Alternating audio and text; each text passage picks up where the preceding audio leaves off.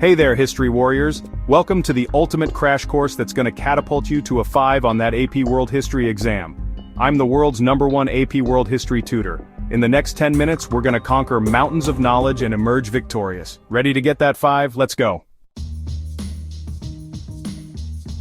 Okay, let's rewind the clock way back. I'm talking pre-Instagram, pre-pyramids, pre-everything. We're talking small bands of hunter-gatherers roaming the planet, following the food, living that nomadic life. No cities, no empires, no Wi-Fi, then bam, the Neolithic Revolution explodes onto the scene and everything changes. Agriculture. This is the big bang of history, people. Farming takes root in those fertile river valleys, the Nile in Egypt, the Tigris and Euphrates in Mesopotamia, the Indus in India, the Yellow River in China, and boom, suddenly, we're not just surviving, we're thriving. Settlements pop up like daisies. We've got surplus food, which leads to, wait for it, specialized labor. Not everyone has to be a farmer anymore. Some folks can be artisans, priests, warriors. Hello, social hierarchy. Patriarchy unfortunately rears its head. Governments form, writing systems develop, and bam! We've got complex societies blossoming all over the place. It's the butterfly effect of history. Fast forward to period 2, empires are the name of the game now. Persia, flexing its muscles across the Middle East. Rome, conquering everything in sight with its legions and togas. Han China, building walls and inventing bureaucracy like it's nobody's business. And let's not forget the Maurya and Gupta empires in India bringing their own brand of awesome. What did these empires have in common? Think big, powerful bureaucracies, extensive road systems, mighty militaries, and impressive public works projects. And holding it all together, belief systems, Confucianism in China, Hinduism and Buddhism in India, and Christianity slowly but surely gaining ground in that Roman Empire. Trade explodes during this period. Think Silk Roads, the Indian Ocean Trade Network, the Trans-Saharan trade routes. History is full of surprises.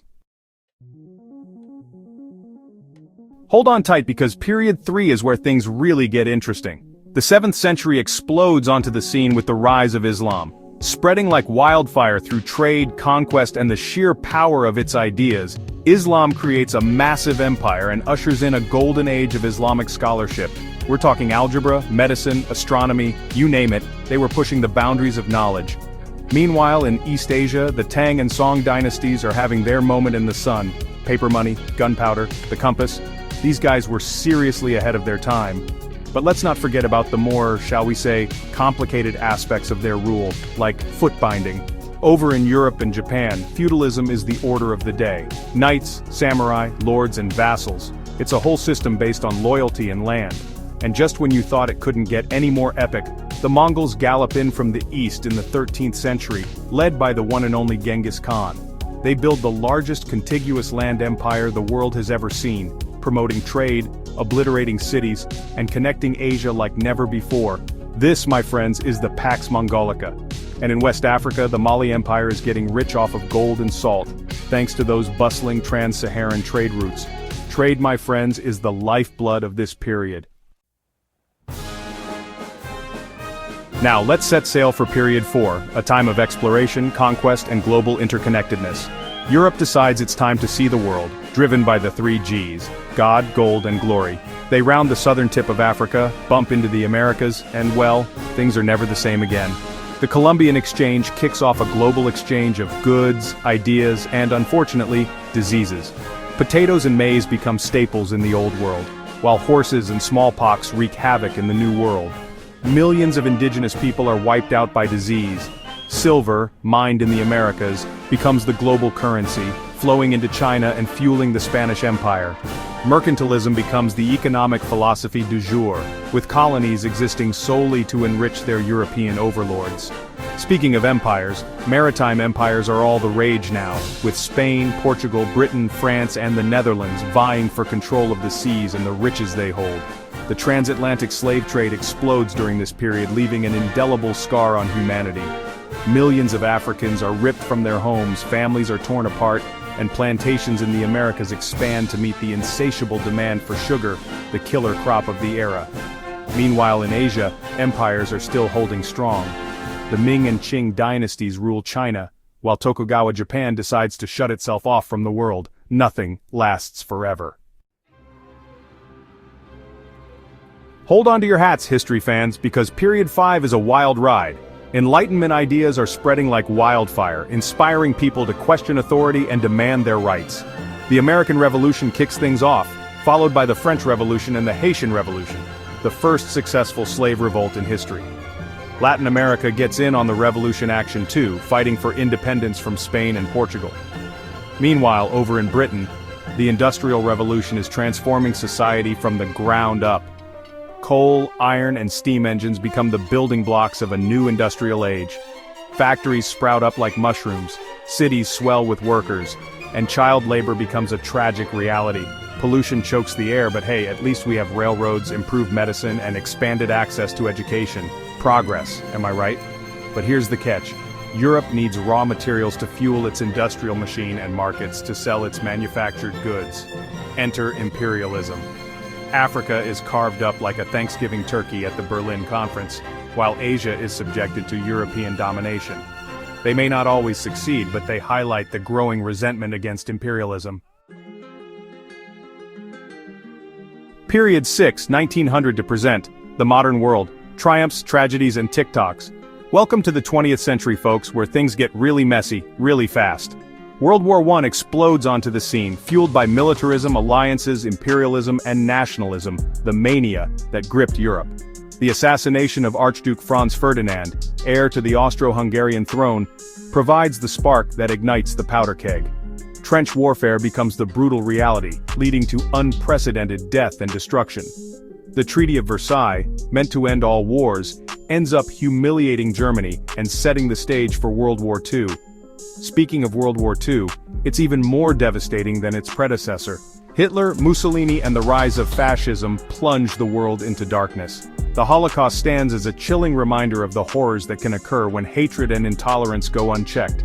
Atomic bombs are dropped on Hiroshima and Nagasaki, ushering in the nuclear age. The Allies eventually triumph, but the world is forever changed. But wait, there's more. The Cold War emerges from the ashes of World War II, pitting the capitalist United States against the communist Soviet Union in a global struggle for dominance. It's a war of ideologies, proxy wars, and the constant threat of nuclear annihilation. Korea, Vietnam, the Cuban Missile Crisis, the Berlin Wall, the arms race, the space race. It's a tense time to be alive. The Soviet Union finally collapses in 1991, leaving the United States as the sole superpower.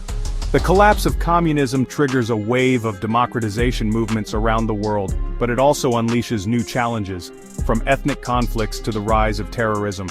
Decolonization sweeps across the globe after World War II, as former colonies fight for and win their independence. India, led by Gandhi, peacefully gains independence from Britain, inspiring other nations to follow suit. Africa throws off the shackles of European rule, with nations like Algeria, Kenya, and Ghana forging their own paths. The fight for equality continues on the home front, with civil rights movements challenging racial segregation and discrimination. Technology explodes, connecting the world like never before. And hey, at least we have TikTok now, right? You've got this. Okay, history champions, we've covered a lot of ground today, from the dawn of civilization to the digital age. You're now armed with the knowledge to dominate that AP World History exam. But before you go forth and conquer, let's talk strategy. Remember SPICE T, social, political, interactions with the environment, culture, economic, technology. Use these themes to organize your thoughts and analyze historical developments. Think about continuity and change over time. Compare and contrast different societies, and for the love of Herodotus, use specific examples. Go forth and make history. On the multiple choice section, eliminate wrong answers quickly and strategically. For the SAQs, be direct, provide evidence, and show off your historical thinking skills. When it comes to the DBQ, group those documents like a pro, analyze their sourcing, and wow your reader with outside evidence. And for the LEQ, follow the rubric. Craft a clear thesis statement, support your arguments with evidence, and think like a historian. Know the major players, the key events, the turning points, the big ideas. Use examples to illustrate your points. Stay calm, write clearly, think critically, and most importantly, don't panic. You've got this. So, go out there, history warriors, and make me proud. You've got the knowledge, you've got the skills, and you've got the passion to ace that AP World History exam. Now go get that 5. And while you're at it, hit that subscribe button and share this video with your fellow history buffs.